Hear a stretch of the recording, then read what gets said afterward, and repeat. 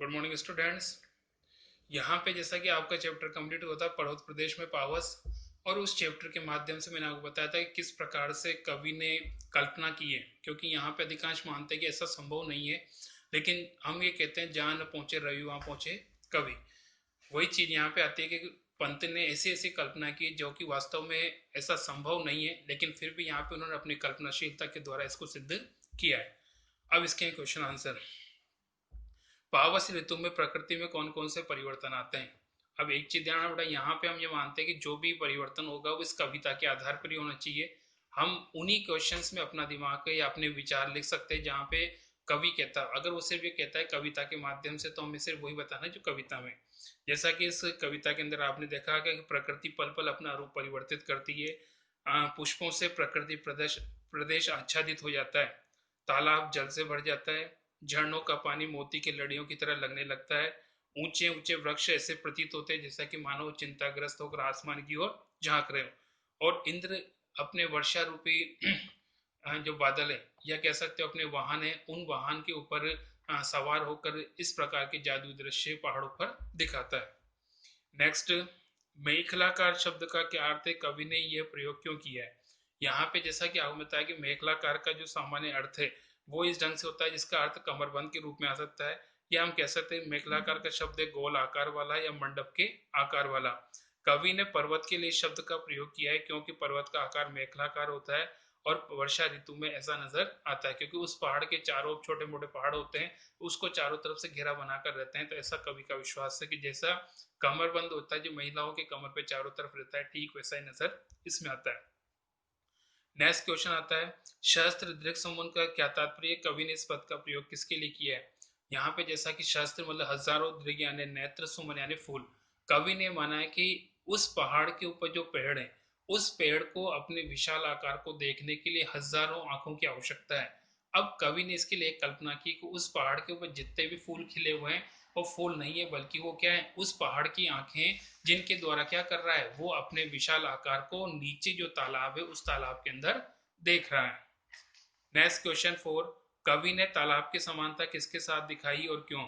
यहाँ पे जैसा कि आपको पता है कि कवि ने तालाब की समानता दर्पण के साथ दिखाई, क्योंकि जिस प्रकार से हम दर्पण में हमारा प्रतिबिंब देखते हैं और उसके अंदर हमारी पूरी परछाई नजर आती है, ठीक वैसे ही यहाँ पर ये गुण किसमें है, तालाब में, क्योंकि तालाब का पानी साफ स्वच्छ है और साथ में प्रतिबिंब दिखाने में समर्थ है। और यहाँ पे उस पहाड़ का पूरा प्रतिबिंब इस तालाब के अंदर नजर आ रहा है। तो कवि को ऐसा लगता है कि वो पहाड़ के नीचे तालाब नहीं है, बल्कि वो आईना है जिसमें सब कुछ नजर आता है। पर्वत के हृदय से उड़कर ऊंचे ऊंचे वृक्ष आकाश की ओर क्यों देख रहे हैं, किस बात को प्रतिबिंबित करते हैं। यहाँ पे जैसा कि आपको बताया कि पर्वत के हृदय से उठकर ऊंचे ऊंचे वृक्ष आसमान को छूने की सोच रहे हैं। यहाँ पे जिस प्रकार से हो सकता है कि मनुष्य की जो महत्वाकांक्षा है उसको प्रतिबिंबित करते हैं। मनुष्य दिन प्रतिदिन आसमान को छूने का प्रयास करता था, बुलंदियों को छूना चाहता है और उसके लिए प्रयासरत रहता है, कभी चिंताग्रस्त भी होता है। ठीक वही बात यहाँ पर हम कह सकते हैं कि कवि ने माना कि वो जो आसमान में उठे हुए पेड़ हैं वो दिन प्रतिदिन ऊपर से ऊपर उठते जाते हैं, और वो इतने ऊपर उठ चुके हैं कि उनके मन की जो आकांक्षा है कि वो कब आकाश में छू पाएंगे, इसके लिए वो प्रयास रहते हैं। और इतना ऊंचा उठने के बाद भी जब आसमान को नहीं छू पाते तो उनके मन में चिंता हो जाती है और वे एक टक लगाकर शांत आकाश की ओर निहारते रहते हैं। शाल के वृक्ष भयभीत होकर धरती में क्यों धस गए। यहाँ पे जैसा कि कवि ने बताया कि आसमान से जब बहुत तेज मात्रा में पानी गिरता है, वर्षा होती है, तो पानी का वेग इतना तीव्र होता है कि चारों धुंध छा जाती है और पानी का वेग से कुछ भी नजर नहीं आता। और इस प्रकार से सारा वातावरण अदृश्य नजर आता है, जहाँ पे कुछ भी नजर नहीं आता। तो कवि को ऐसा विश्वास होता है कि शायद शाल के वृक्ष उस पानी के बौछार से और धुंध के कारण कैसा हो गया, धरती में समा गए हों, और वो बिल्कुल भी नजर नहीं आ रहे हैं, सिर्फ ये कल्पना है। क्योंकि कवि ने ऐसा माना कि ऐसा संभव है, लेकिन हम मानते हैं कि ऐसा संभव नहीं होता, सिर्फ कवि ने एक कल्पना के द्वारा ऐसा दृश्य महसूस किया है। नेक्स्ट आता है, झरने किसके गौरव का गान कर रहे हैं, बहते हुए झरने की तुलना किससे की गई है। यहाँ पे जैसा कि आप बताया कि बहते हुए जो झरने हैं वो पहाड़ की महानता का गुणगान कर रहे हैं, क्योंकि जितना ऊंचा पहाड़ है उतनी तीव्र मात्रा में पानी इकट्ठा होकर धरती पर गिरता है, और आसमान से उड़ता हो पहाड़ से ऊपर से नीचे जब वो पानी गिर रहा है तो जितना ऊंचा गिरेगा उतनी ही उसके तेज मात्रा में उसके स्वर पैदा होगा, उसकी आवाज होगी। तो उसकी जो आवाज है वो क्या कर रही है, वो कवि का ऐसा विश्वास है मानवीकरण के माध्यम से कि वो पहाड़ का गुणगान कर रही है। और साथ में कवि एक और चीज क्या कहता है कि उस पहाड़ पे जो झरने बह रहे हैं उनकी जो पानी की एक एक बूंदे हैं वो पानी की बूंदे नहीं है बल्कि सूरज का स्पर्श पाकर ऐसे चमक रहे हैं जैसे कोई मोती की लड़ियां जो निरंतर आगे से आगे बढ़ती हुई चलती हुई नजर आ रही है। नेक्स्ट आता है क्वेश्चन, निम्नलिखित का भाव स्पष्ट कीजिए। हे टूट पड़ा भू पर अंबर। यहाँ पे जैसा कि हम मान लें कि कवि का ऐसा विश्वास है कि धरती पर आसमान का टूट पड़ना होता तो नहीं है, लेकिन कवि का ऐसा विश्वास है कि जब वर्षा काल होता है और वर्षा काल में क्योंकि पहाड़ों पर हम मानते बेटा कि कभी कभी बहुत तीव्र मात्रा में जैसे बादल फटना एक सामान्य घटना होती है जिसमें बहुत अधिक मात्रा में बादल होता है, वो अपने साथ जो पानी रहता है उसको एक साथ मात्रा पे गिरा देता है। अब इतनी तेज मात्रा में पानी गिरता है कि हो सकता है कि बहुत बड़ी प्राकृतिक त्रासदी का रूप भी ले लेते तो, लेकिन यहाँ पे कवि ने क्या किया, कवि ने एक कल्पना की कि वहाँ पहाड़ों पर बहुत तेज मात्रा में बारिश गिरती है और इतनी तेज होती है उसकी कि जैसे मान लीजिए कि आसमान ने अपनी बारिश रूपी बाणों से धरती पर आक्रमण कर दिया हो। ये सिर्फ कवि का विश्वास है। सेकंड आता है, यूं जलद यान में विचर था इंद्र खेलता इंजार।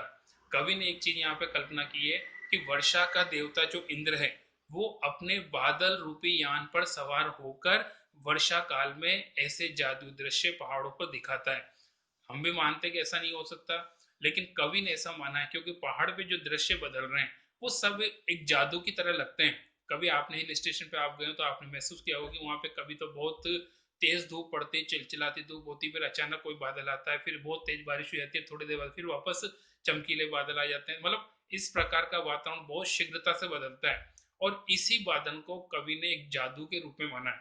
तो कवि कहता है कि जो जादू है ये जादू वर्षा का देवता है जो बादल पे सवार होता है और बादल पे सवार होकर पहाड़ों पे जादुई दृश्य दिखाता है। कभी हो सकता है झरनों की आवाज रह जाती है, कभी पूरा पहाड़ उड़ता नजर आता है, कभी ऐसा लगता है कि शाल के वृक्ष धरती पे धस गए हों। ये सारे के सारे दृश्य कवि की कल्पना है और साथ में कवि के अनुसार इंद्र का जादू है।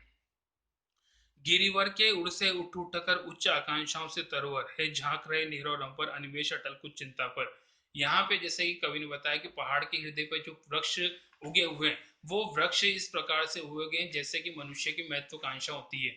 मनुष्य के मन की महत्वाकांक्षा आसमान को छूने की होती है, बुलंदियों को छूने की होती है और उसके लिए वो दिन प्रतिदिन हमेशा प्रयासरत रहता है। और कवि का ऐसा ऐसा विश्वास है कि ये जो पहाड़ है वहां पे जो वनस्पति है जो 20-20 30-30 फीट ऊपर उठी हुई है या जो पेड़ है बड़े बड़े शाल के, चीड़ के, देवदार के, वो उसे आसमान को छूने के लिए निरंतर ऊपर उठते रहे हैं, लेकिन इतना उठने के बावजूद भी आसमान को छूने में असमर्थ रहे।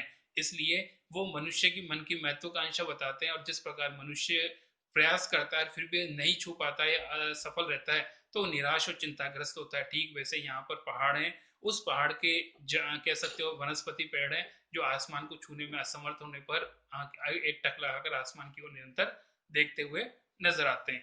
तो यहाँ पे आपका चैप्टर कंप्लीट हुआ। इस चैप्टर की सबसे बड़ी विशेषता एक चीज ध्यान रखना बेटा, यहाँ पे जो कवि ने माना वो मानवीकरण अलंकार है।